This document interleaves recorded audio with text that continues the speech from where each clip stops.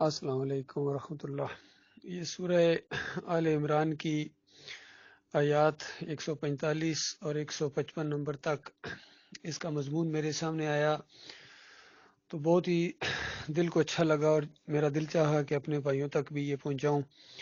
تاکہ دل مضبوط رہے کہ آج ہم جو کفر و شرک کے خلاف محاذرائی کر رہے ہیں یہ کوئی پہلی بات نہیں۔ اس سے پہلے ہر دور کے اندر مومنوں نے ایمان خالص کی جب بھی دعوت اٹھائی ہے تو یہ جنگ برپا ہو گئی ہے کفر و شرک کے خلاف، اور ایمانداروں نے ہمیشہ ثابت قدمی دکھائی ہے اللہ کے فضل و کرم سے، اللہ کی مدد سے۔ اور پھر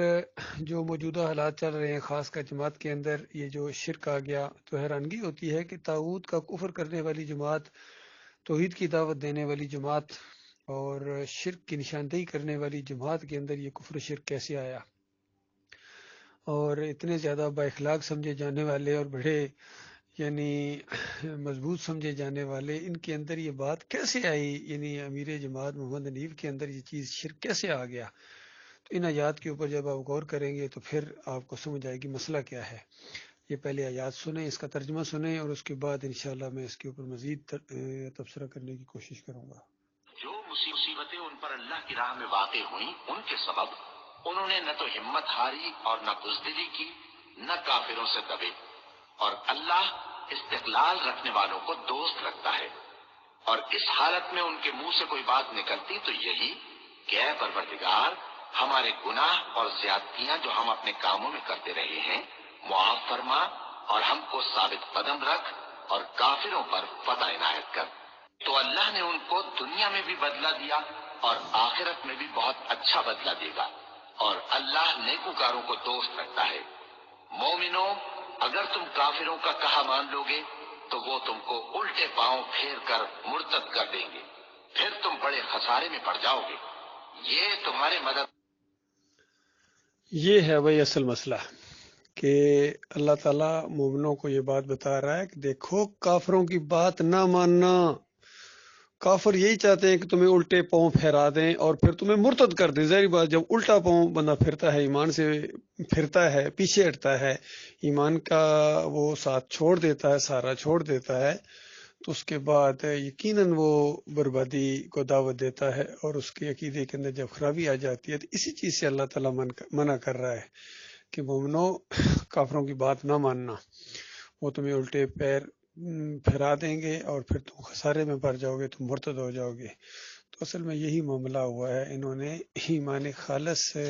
کی جگہ ان کافروں کی تفسیروں کو ترجیح دی ہے۔ ابن کثیر کی تفسیر کو انہوں نے اپنایا ہے، سعودیوں کو، حنبلیوں کو، جو انہوں نے لکھ دیا کہ پچھلی شریعتوں میں یہ سجدہ جائز ہوتا تھا، اس طرح کے نظریات انہوں نے بنائے، اور ان کو خوش کرنے کے لیے کہ کہیں ان کی خوش آمدانہ انداز سے کہ بس یہ معاملہ تمہارا بھی ٹھیک ہے، اور پھر ڈاکٹر اسرار کی بات مانی اور مودودی کے فلسفے کو پہلے انہوں نے اپنایا۔ وہ دروازہ کھولا تھا مودودی نے سجدہ تعظیمی کا، اور یہ اس کے اندر سارے داخل ہو گئے، محمد حنیف اور یہ سارے لوگ۔ تو اصل میں یہ معاملہ ہوا ہے، انہوں نے مومن مفسر مجاہد عالم دین کی بات ماننے کی بجائے، یعنی ڈاکٹر عثمانی رحمۃ اللہ علیہ جنہوں نے اس دعوت کا یہاں سے آغاز کیا ہے قسم کا، اور مومنوں کو اکٹھا کیا قرآن و حدیث کے اوپر، اور یہ سارے مانتے ہیں، جتنے بھی یہ فرقے بن گئے ان کے اندر گروپ بن گئے ہیں، سب سے اگر پوچھ لو بھائی یہ دعوت کس نے شروع کی تھی تو سارے کہیں گے ڈاکٹر عثمانی رحمۃ اللہ علیہ نے، اور سب رحمۃ اللہ علیہ کہتے ہیں ان کو، لیکن ان کی بات نہیں مانتے ہیں۔ ان کی بات ماننے کی بجائے انہوں نے یعنی کافروں اور مشرکوں کی تفسیروں کو ترجیح دی ہے، اس وجہ سے یہ ان کے اندر بربادی آئی ہے، اور انہوں نے یہ کہنا شروع کر دیا کہ خاندان یعقوب علیہ السلام نے یوسف علیہ السلام کو سجدہ کیا تھا، ان کے سامنے سجدہ ریز ہو گئے، اندازہ لگائیے۔ یہ انہوں نے اپنی تفسیر میں لکھ دیا دعوت القرآن میں، گویا کہنا یہ چاہ رہے ہیں کہ قرآن کی دعوت کا نچوڑ گویا یہ ہے کہ نیک لوگوں کو سجدے کرنا کوئی ایسی بات نہیں ہے۔ تو اللہ کے بندوں، پھر قوم نوح کا کیا قصور تھا؟ وہ صالحین کی بندگی کرتے تھے، صالحین کو۔ قوم نوح کے جو ود، سوا، یوس، یوک اور نصر 5 نیک آدمی تھے جن کی قبروں کے اوپر وہ قوم وابستہ ہو گئی تھی، ان کو پوجتے پکارتے تھے۔ ان کا یہی فلسفہ تھا کہ یہ نیک لوگ ہیں، نیک لوگوں کے سامنے جھکنا، نیک لوگوں کے سامنے سجدے کرنا، یہ کیسے شرک ہو، یہ تو اللہ والے ہیں۔ لیکن نوح علیہ السلام 950 سال تک ان کو سمجھاتے رہے، 950 سال اور 50 یعنی 9 صدیاں اور 50 سال اوپر غور کرو اللہ تعالیٰ نے کس طرح ایمان کی آزمائش کی ان لوگوں کی بھی، مومنوں کی بھی، اور کافروں مشرکوں کے لیے وہ چیز فتنہ بن گئی۔ تو بتائیے اگر یہ مان لیا جائے کہ یوسف علیہ السلام کو سجدہ کیا ہے تو پھر تو یہ سارے جتنے شرک کرنے والے، نیک لوگوں کو پکارنے والے، ان کے سجدے کرنے والے، رکوع، وہ تو یہی فلسفہ رکھتے ہیں، یہ نیک لوگ ہیں اور ان کے سامنے سجدہ یہ گویا اللہ ہی کو سجدہ ہے، ان کی بندگی اللہ ہی کو بندگی ہے۔ یہی فلسفہ اعلیٰ حضرت کا ہے، یہی فلسفہ محمود الحسن کا ہے کہ اللہ کے نیک بندوں کو، مقبول بندوں کو پکارنا یہ بس اللہ ہی کو پکارنا ہے۔